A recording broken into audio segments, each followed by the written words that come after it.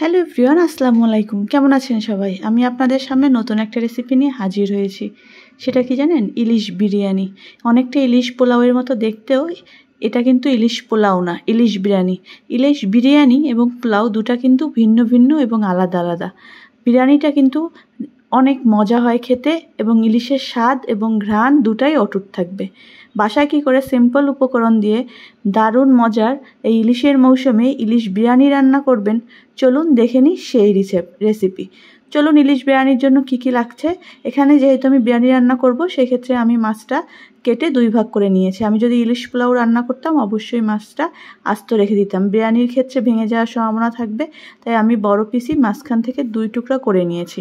ইলিশ পোলাওর ক্ষেত্রে আমি আস্ত মাছ রাখতে পছন্দ করি, আর বিরিয়ানির ক্ষেত্রে আমি সেটা কেটে নিই। তো প্রথমে মাছের মধ্যে দিয়ে দিলাম লবণ, এরপরে দিয়ে দেবো পেঁয়াজ বাটা, এরপরে দিব আদা এবং জিরা বাটা। এখানে রসুন বাটা দিবেন না, তাহলে কিন্তু ইলিশের সুন্দর ঘ্রাণ আসবে না। এরপরে দিয়ে দিবেন মরিচের গুঁড়ো, লাল মরিচের গুঁড়ো, আপনারা যতটা ঝাল খেতে পছন্দ করেন। এরপরে দিয়ে দিলাম টক দই, এরপরে দিয়ে দিব পেঁয়াজ ব্রেস্তা মাস্ট, এটা অবশ্যই দিবেন। এরপরে রাঁধুনি রেডিমিক্স বিরিয়ানির মশলা, সম্পূর্ণটা দিবেন না, 3 ভাগের 1 ভাগ দেবেন। আপনাদের পরিমাণ অনুযায়ী মশলাটা দিবেন। তবে বিরিয়ানিতে যতখানি বিরিয়ানির মশলাটা লাগে ততখানি মশলা না দিলেও চলবে, 3 ভাগের 1 ভাগ দিলেই হবে, শুধুমাত্র সুন্দর একটা স্মেলের জন্য। এবার মাছটা খুব সুন্দর করে ম্যারিনেট করে আপনার 2 ঘন্টার জন্য রেখে দিতে হবে। বাড়িতে যদি টক দই না থাকে, দুধের মধ্যে লেবু চিপড়িয়ে আপনারা টক দই বানিয়ে নিতে পারেন। মাছটা মাখানোর পরে মাছটা মশলা থেকে আলাদা করে তুলে নিতে হবে। তুলে নেওয়ার পরে যেই মশলার গ্রেভিটা থাকবে সেটা হচ্ছে ভালো করে কষিয়ে নিতে হবে। আর এখানে আমি পোলার চাল, গরম মশলা, পেঁয়াজ ব্রেস্তা, কাঁচামরিচ নিয়ে নিয়েছি। এবার রান্না শুরু করা যাক। চলুন শুরু করে দিই রান্না। যেটা রান্না করবেন সেখানে সাদা তেল দিয়ে দিবেন। এবার মশলাটা খুব ভালো করে ভুনে নেবেন। মাছ সহ ভুনতে গেলে মাছ কিন্তু ভেঙে যায়। আমরা যদি বিরিয়ানির মাংস দিয়ে করতাম তাহলে কিন্তু মাংস সহ এটা কষিয়ে নিই। যখন এরকম তেল ছেড়ে দিবে সেই পর্যায়ে আপনাকে মাছগুলো দিতে হবে। মাছগুলো দিয়ে একটু উল্টা পাল্টা করে ভেজে নিতে হবে। এই পর্যায়ে কোনো পানি ব্যবহার করবেন না। ইলিশ মাছ যেহেতু নরম, আর মাছ দিয়ে মশলার মধ্যে একটু কষিয়ে নেবেন আর একটু উলট পালট করে নেবেন। উল্টিয়ে পাল্টিয়ে নিলেই দেখবেন মাছের মধ্যে সব কিছু ঢুকে যাবে। আর আগে থেকেই 1-2 ঘন্টা ম্যারিনেট করা ছিল, সেই হচ্ছে মাছের মধ্যে অলরেডি সব কিছু ঢুকে গিয়েছে। তো মশলার মধ্যে মাছগুলো দিয়ে একটু ভুনে নিতে হবে, তারপর আবার মাছগুলো তুলে নিতে হবে। তুলে নিয়ে যেই মশলার গ্রেভিটা ছিল তার মধ্যে আপনার পোলার চাল দিয়ে খুব ভালো করে ভেজে নিতে হবে।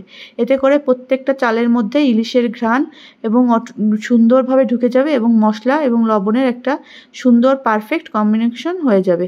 এরপরে মেপে রাখা গরম পানি দিয়ে দিব। এরপরে দিয়ে দিব গুঁড়া দুধ, দিয়ে দিব কাঁচামরিচ আর গরম মশলা তো আগেই দেখিয়েছি, স্বাদ মতো লবণ।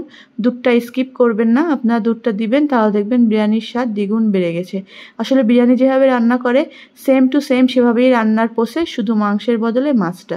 এরপরে যখন 90% হয়ে যাবে তখন ঢাকনাটা তুলে দিবেন। তুলে দিয়ে মাছগুলো সুন্দর করে এভাবে বসিয়ে দিবেন, লেয়ার লেয়ার করে বসিয়ে দিবেন। আমি প্রথমে 1 লেয়ার মাছ বসিয়ে দিয়েছি ভাত সরিয়ে দিয়ে, তারপর দিয়ে দিয়েছি পেঁয়াজ ব্রেস্তা, তারপর দিয়ে দেবো আলু বোখারা, আর দিয়ে দিব ঘি আর সামান্য একটু বিরিয়ানির মশলা। এতে করে লেয়ারে লেয়ারে পড়বে এবং একটা সুন্দর স্মেল আসবে, সামান্য কেওড়া জল। এরপর আমি আরেকটা লেয়ার তৈরি করে দিয়েছি। একটা লেয়ার দিয়ে ঢেকে দিয়ে পরে আরেকটা লেয়ার দিয়ে আবার মাছ দিবেন। মাছ দিয়ে সেম প্রসেস, পেঁয়াজ ব্রেস্তা দেবেন, ঘি দিবেন হচ্ছে গোলাপ জল। এভাবে স্তরে স্তর করে আপনাকে সাজিয়ে নিতে হবে। আপনি কেওড়া জল ইউজ করেছে, গোলাপ জল ইউজ করেছে এবং একটু বিরিয়ানির মশলা। এরপরে আপনি 10 মিনিট টানা দমে রেখে দেবেন। তো দমে রেখে দেওয়ার পরে এই দেখুন পারফেক্ট ঝরঝরা ইলিশ বিরিয়ানি আমার রেডি হয়ে গেছে। বৃষ্টির এই মৌসুমে আর বর্ষাতে আর ইলিশের সিজনে যদি আপনি এরকম একটা ইলিশ বিরিয়ানি না খান, তাহলে আপনি অনেক কিছু একটা মিস করবেন। তো আশা করি আমার ভিডিওটি আপনাদের ভালো লেগেছে। যারা আমার ফেসবুক পেজ থেকে দেখছেন, আমার পেজটাকে ফলো করে লাইক করে একটা সুন্দর মতামত জানাবেন। যদি আপনাদের ভালো নাও লাগে সেটাও জানাবেন। আর যারা আমার ইউটিউব চ্যানেলটি দেখছেন, চ্যানেলটি সাবস্ক্রাইব করবেন। সবাই ভালো থাকবেন। আল্লাহ হাফিজ।